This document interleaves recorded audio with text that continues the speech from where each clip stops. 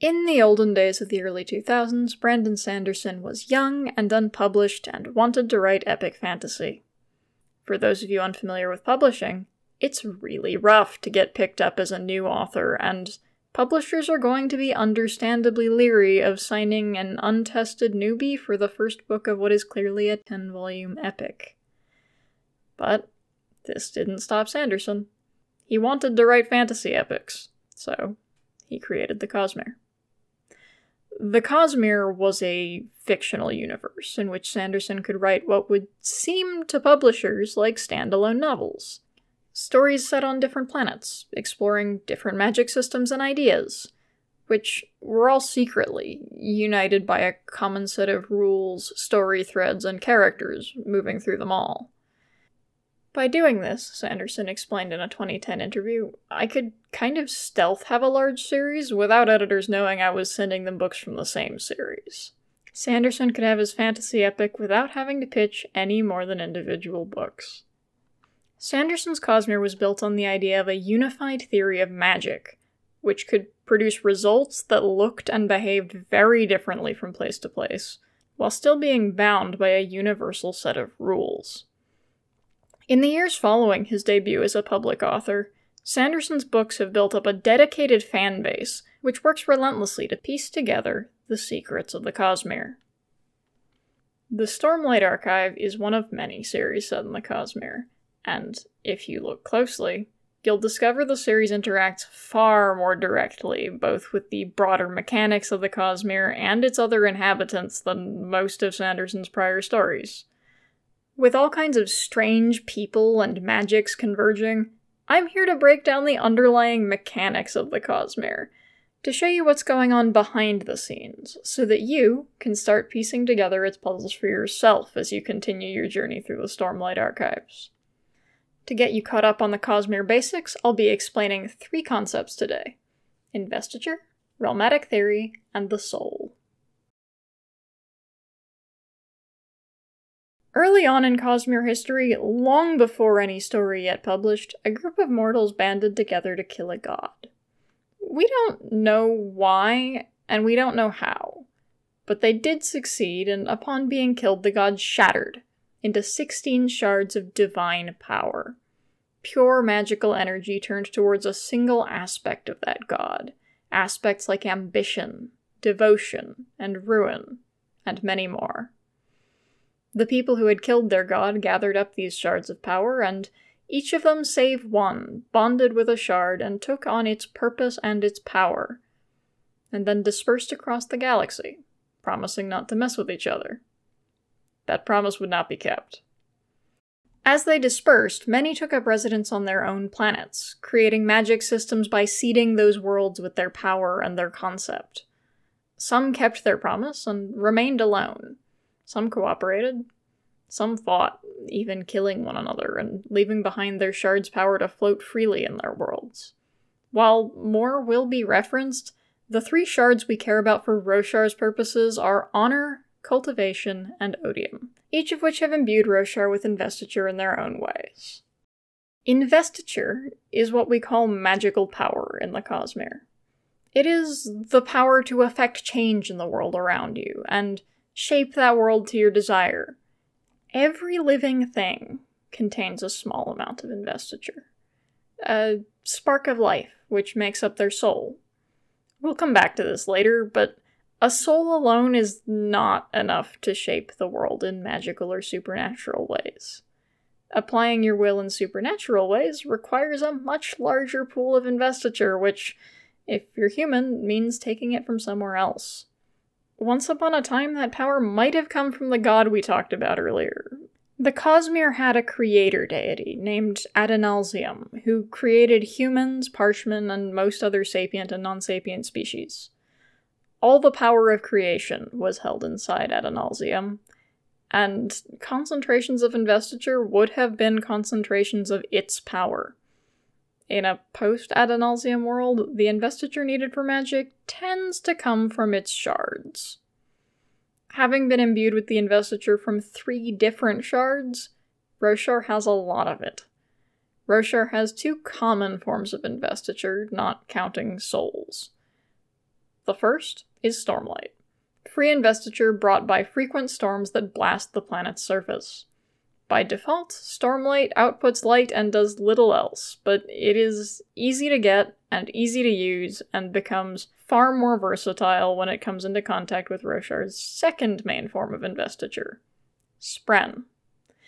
Spren are beings of pure investiture, which embody and at times personify ideas and forces at work in the world. When fed Stormlight in proper ways, Spren can use it to affect the way their concepts manifest in reality. For example, a flame Spren given Stormlight can heat or cool a space, whereas a more powerful truth Spren might be able to reveal, change, or conceal truths.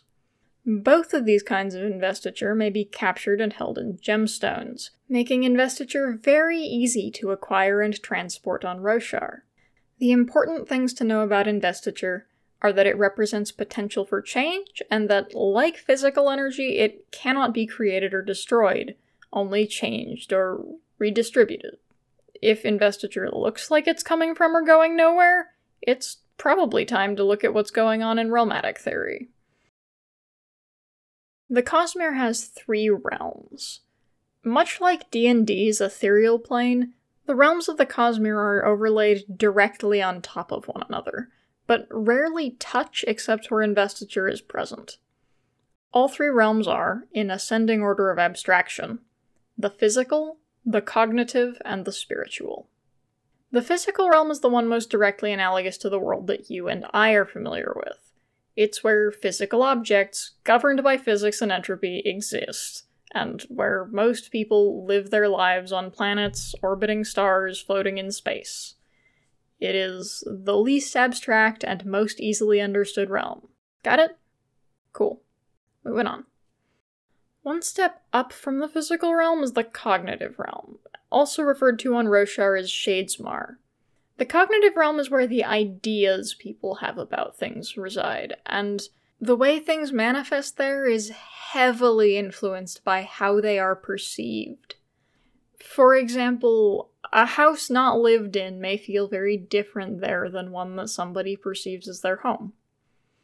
The thing about the cognitive realm is that its existence depends on the presence of thinking beings. So vast stretches of desert, or the void of space, populated by nothing and no one, will be compressed in the cognitive realm, and far more easily crossed than such barriers might be in the physical world. Spren, which form the way that people personify concepts and forces, exist primarily in the cognitive realm. The third and final step up in abstraction brings us to the spiritual realm. Okay, stop me if you've heard this one before. If the physical realm contains the chair on which you sit, and the cognitive realm contains the idea of that specific chair, the spiritual realm contains the concept of chairs in general. That's right, the spiritual realm is the realm of Platonic ideals. Platonic idealism is an idea attributed to the Greek philosopher Plato, who held that truth lived not in the shape of the world, but in the essential ideas of things. A beanbag, for example, can be a chair without feeling very chair-like, so long as it fits with the essential truth of what a chair is, the Platonic ideal of a chair. Plato held that ultimate truth lay in these abstract ideas, with the most truthy truth being mathematics. In the Cosmere, this is literally the case. The spiritual realm is home to these truths, independent of their contexts or particulars, as well as the connections which make up those particulars in other realms. As such, the spiritual realm is subject to neither time nor space, as neither governs the fundamental truths and ideals that the world reflects. One who could view the whole of the spiritual realm could likely see all possible points in time, as well as all possible versions of people, things, and spaces. As the place of ideals and potentialities, the spiritual realm is made up entirely of investiture, making investiture Potentially, quite literally, the potential to move reality closer to a chosen ideal.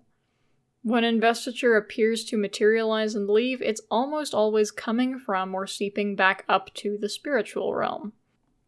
Okay, so we have our 3 realms, fair enough, but you've probably noticed some things.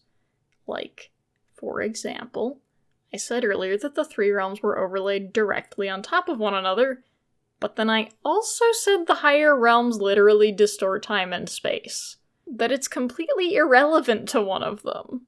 How the fuck does that work? Alright, you got me. Now that you know what the realms are about, it should be pretty clear that they overlay less like this and a little bit more like this.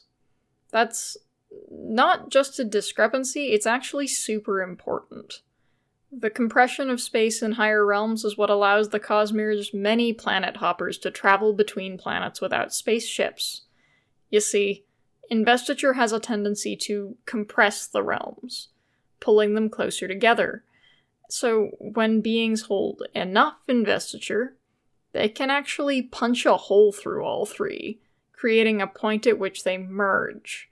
The places where the realms merge are called perpendicularities, and a person can move their entire physical existence up and down one, allowing them to travel from the physical realm to the cognitive or potentially even spiritual and back.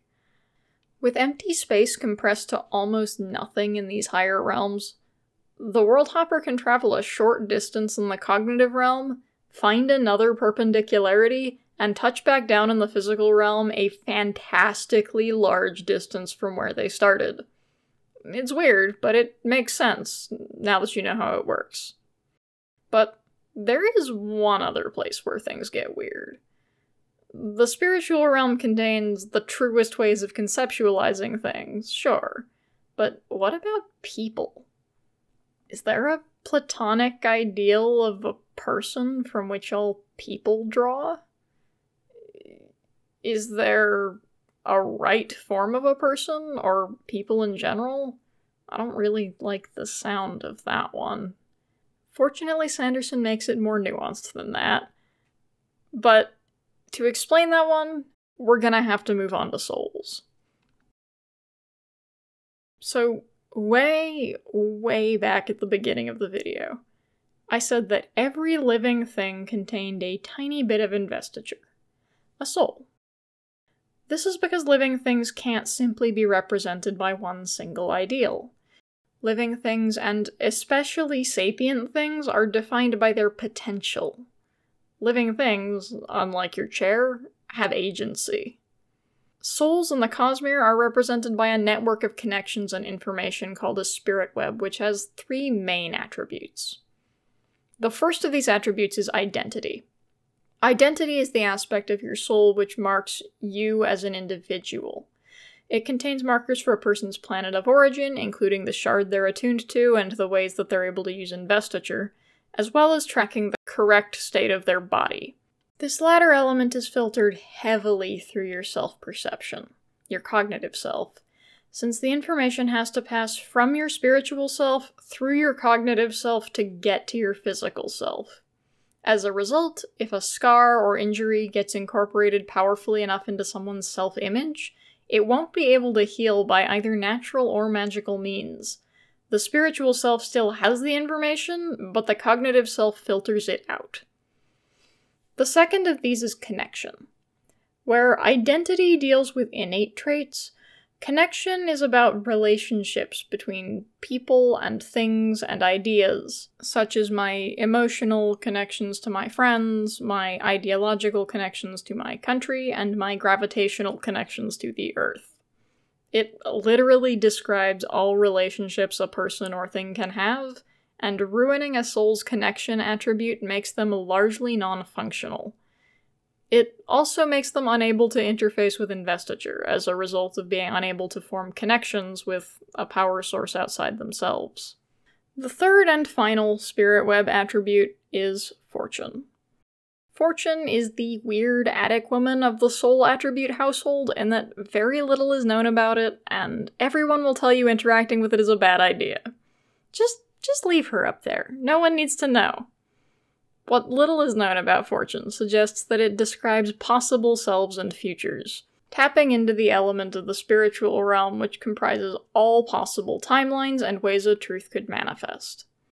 Fortune can be used to see likely futures and possibly shift closer to desired ones, but it's not a completely accurate predictor and usually best left alone.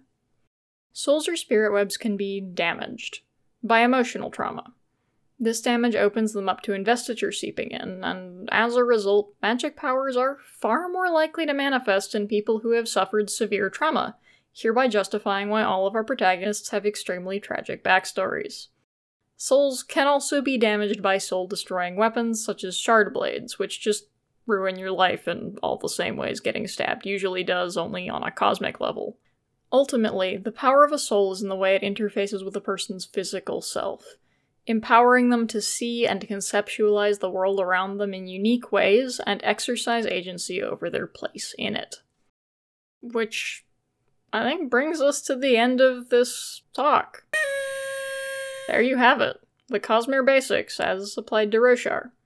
There are dozens of possible interactions implied in the system I've shown you today, even before you read on and discover the additional quirks and particularities of the Stormlight Archive's specific world and magics.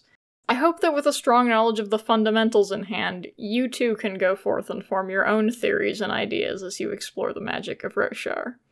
Thank you for watching. If you found this helpful or enjoyed watching it, I would ask you to share it with a friend. And if you have anything to add, feel free to leave a comment. I'll read all of them and try to respond to most of them. Thank you to all of these lovely people for making this video possible, and I will see you around.